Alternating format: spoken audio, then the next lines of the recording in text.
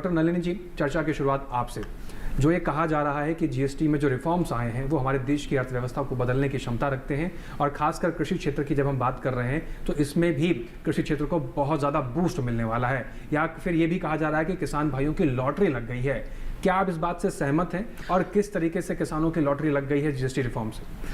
आपने बिल्कुल सही कहा कि किसानों की लॉटरी लग गई है और किसानी में बहुत ज़्यादा चेंजेज होने जा रहे हैं। सब आप जानते हैं कि ये मशीनीकरण से कृषि की रफ्तार तेज होती है, और अभी भी हमारे मझोले और छोटे किसान जो हैं, सीमांत किसान हैं, उनके पास मशीनीकरण पर्याप्त नहीं है जी। इस जीएसटी रिफॉर्म से मशीनों पर जीएसटी दरें काफ़ी कम कर दी गई हैं, जिससे कि मशीनें कम दाम पर उपलब्ध होंगी, जिसका फ़ायदा बड़े किसान तो लेंगे ही, छोटे किसान भी इसको आसानी से फ़ायदा ले सकते हैं। तो यहाँ पर सिर्फ ट्रैक्टर के ही दामों में कमी नहीं करी गई है, इवन छोटे छोटे कलपुर्जे सब सस्ते कर दिए गए हैं जी। तो इससे उनकी किसानी बहुत सस्ती होगी। साथ ही साथ खाद्य, जैविक खाद्य, कीटनाशक, जैविक कीटनाशक सब पर जीएसटी कम करी गई है।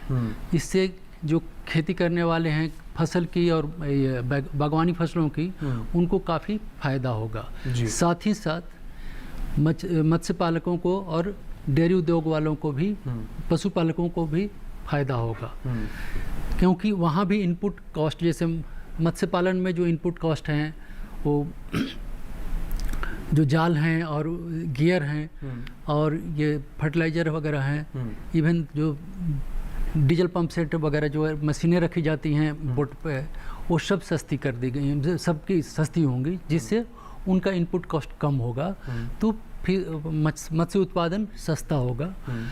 तो ये इससे किसानों को फ़ायदा होगा, माने उनकी आमदनी बढ़ेगी। इसी तरह पशुपालकों के लिए भी बहुत सारी फ़ायदे वाली चीज़ें, क्योंकि खेती में जो फ़ायदा होगा वही इनपुट होता है दूध उत्पादन में, तो वो किसानों को लागत कम होगी, जिससे फ़ायदा होगा।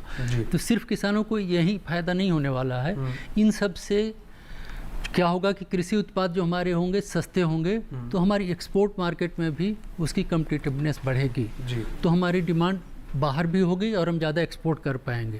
तो इस बीच में प्रोसेसिंग भी, एक प्रसंस्करण उद्योग भी आता है, जिसको तभी एक्सपोर्ट हम कर पाते हैं। तो प्रसंस्करण उद्योग में भी बढ़ावा मिलेगा और इस तरह से रोजगार के अवसर भी सृजित होंगे।